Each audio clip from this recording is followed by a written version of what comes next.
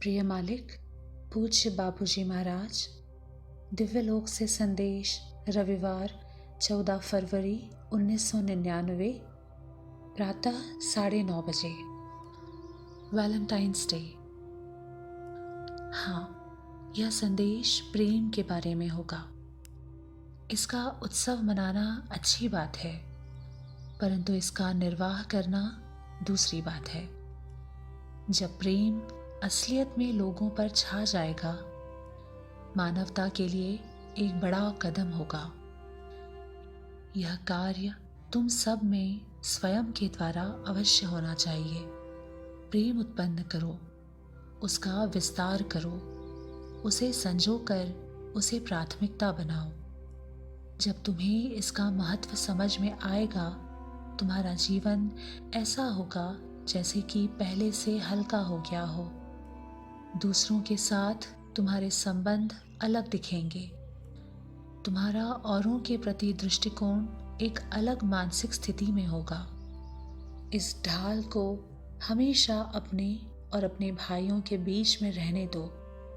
यह तुम्हें उनके दोषों को, साथ ही वे तर्क जिनसे तुम क्षुब्ध हो जाते हो या वे व्यवहार जिनसे तुम्हें दांत भींजने पड़ते हैं, उन्हें नज़रअंदाज करने में मदद करेगी।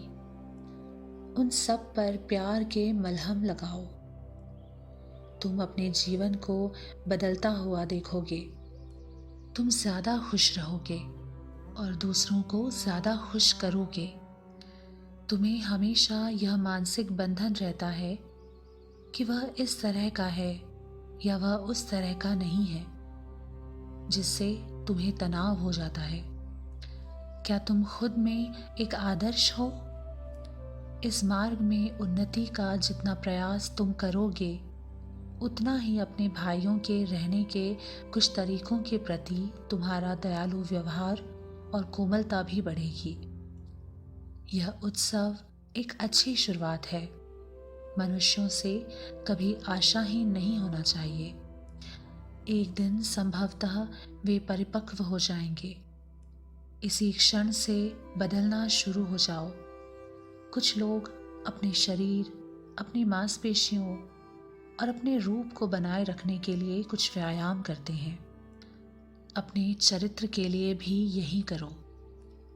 सब कुछ ठीक हो जाएगा।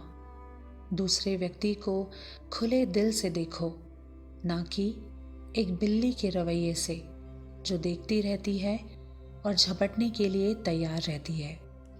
तुम्हारी मनोदशा आम तौर पर यही होती है।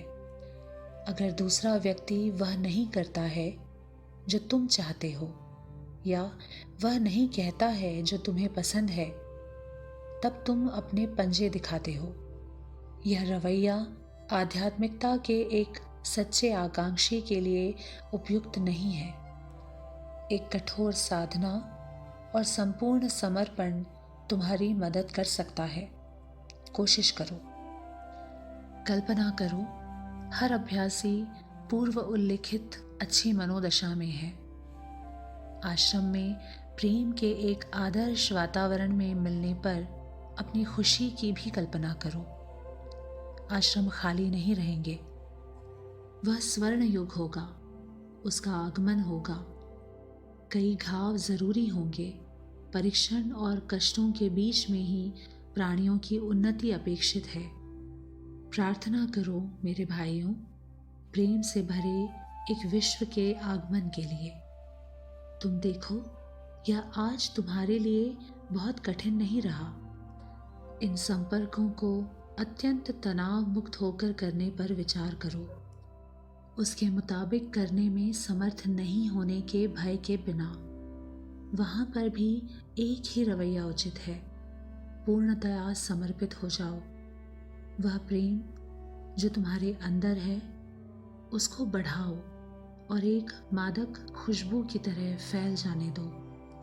माध्यम, हे बापूजी, मेरी मदद कीजिए। ऐसा कीजिए कि मैं सिर्फ प्रेम बन जाऊं। मेरी बिटिया, हमारा तुम्हें और तुम्हारे मेहमानों को आशीर्वाद। मुख्य बात कही जा चुकी है। बापूजी महाराज।